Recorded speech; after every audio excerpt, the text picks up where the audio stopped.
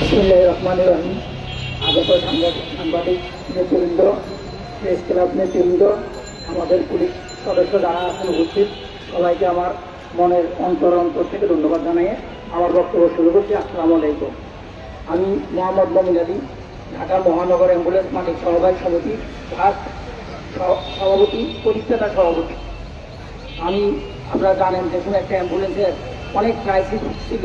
আমি আমার শ্রদ্ধেয় মেহেদি ভাই অনেক কথা বলছেন, আমি খুব সময় নেব না, খুব সংক্ষিপ্ত কিছু কথা বলবো। আমরা যে কোনো অ্যাম্বুলেন্স দেখবো, আমি প্রথম শুরু করি তখন সাধারণত মাইক্রো দিয়ে লাশ পরিবহন করা হতো। কেউ মারা গেলে এই যে প্রেস ক্লাবের যে মুক্তাঙ্গন আছে এখানে আসতে হতো।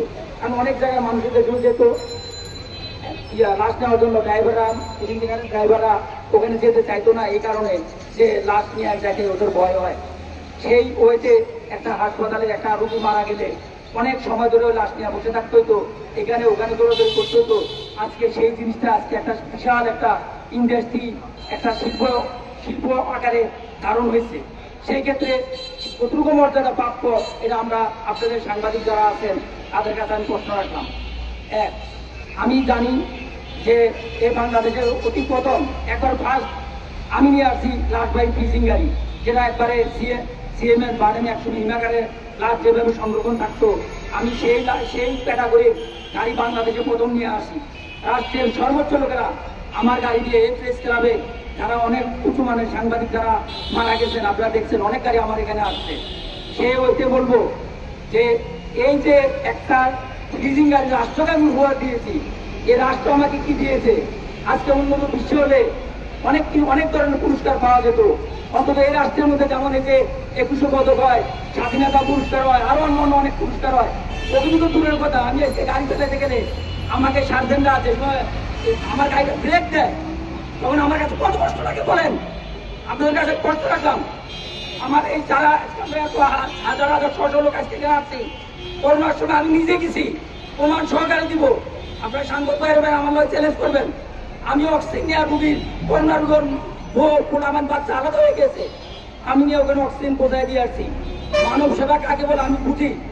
2-4 তলা 5 তলা 10 তলাতে নিজে রুগী মাথায় করে নামে আসছি। আজকে সেই লোক আজকে প্রেস ক্লাবের রাজপথে দাঁড়িয়ে বলতে হয় আমার অ্যাম্বুলেন্স কেন পুলিশে করবে? কেন? রাষ্ট্রের টাকা আমরা সেভ করছি। আজকে যদি রাষ্ট্র যদি 500-600 200-100 অ্যাম্বুলেন্স নামায়, তাদের 8 ঘন্টা ডিউটি দেওয়া হয়, কতগুলি ড্রাইভার আপনারা জানেন। ফায়ার সার্ভিস আমাদের জন্য অ্যাম্বুলেন্সে একজনের থাকে, সরকারি নিয়মে 3 জন ফায়ার কর্মী থাকতে হয় ড্রাইভারের সাথে রুগী ধরার জন্য। তাদের এই নিয়মে তারা চলে। বাসা টু হসপিটাল হয়, হসপিটাল টু বাসা হয় না। এখানে কিন্তু আমরা করে থাকি। কলেরা রুগী তারা টানে না, ফায়ার সার্ভিসের আইনে নিষেধ আছে, সেখানে আমরা করে থাকি। আজকে আমরা কি পাচ্ছি? আপনি আজকে যদি এই সরকার যদি মনে করে, বা আগের সরকার যদি মনে করতো, আগামী সরকার যদি মনে করে যে 100 অ্যাম্বুলেন্স তারা নামাবে রাস্তায়, তার মধ্যে 300 ড্রাইভারই নিয়োগ দিতে হবে, 8 ঘন্টা করে ডিউটি দিতে হয়।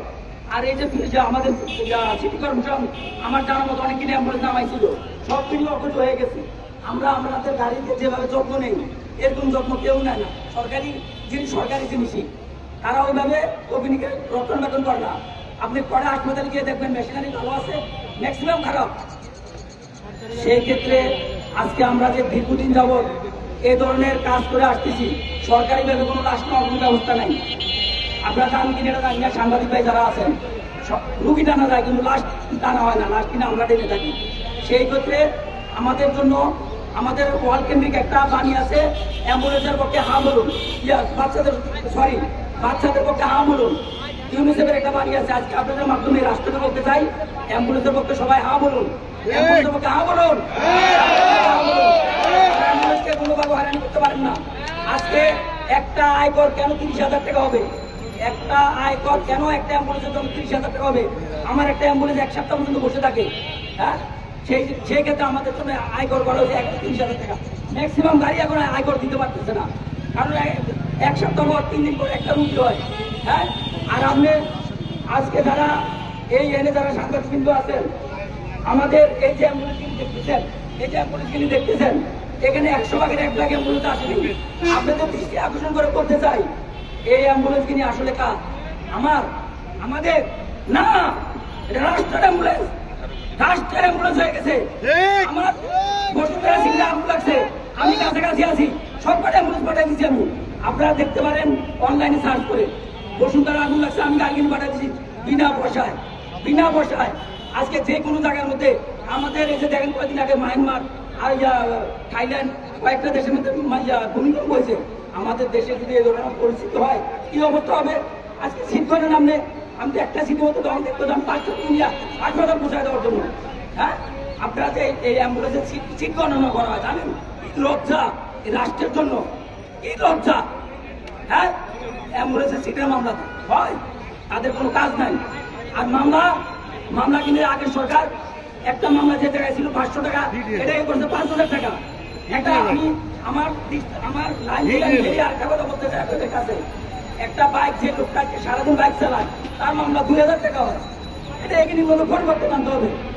আমাদের যে সংস্কার চলতেছে, এই যে বিশেষ করে যে গাড়িতে মামলা কিনে দেওয়া হয়, একটা বাইক আছে মানুষ বেকার কাজ পায় না, একটা বাইক ছেলে সংসার চালায়, অথচ বাইকের মামলা আগে ছিল 200 টাকা, এখন 2,000 টাকা। এখান থেকে সরতে হবে, এখান থেকে সংস্কার করতে হবে, প্রত্যেকটা জিনিসের মধ্যে সংস্কার আনতে হবে। অ্যাম্বুলেন্সের মধ্যে হাহাকার বহা করতে হবে, অ্যাম্বুলেন্সের আয়কর নিষিদ্ধ করতে হবে। আজকে আমাদের ডেড বডি যে আমাদের গাড়ি যায়, লাশের গাড়ি কিনি, এখানে টুল দিতে হয়। হ্যাঁ, আমাদের টাকা পর্যন্ত 3200 টাকা টুল আছে, খালি গাড়ি আসলে টুল দিতে হয়। আমরা আজকে অ্যাম্বুলেন্সের পিঠ দেওয়ালে থেকে গেছে।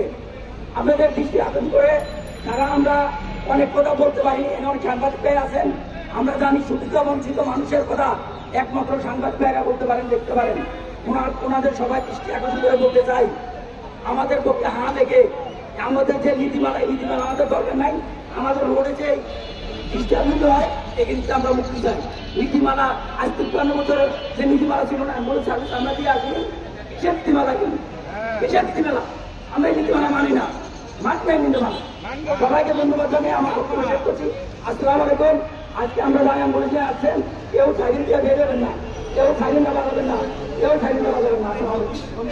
আপনার কাছে একটা প্রশ্ন আছে।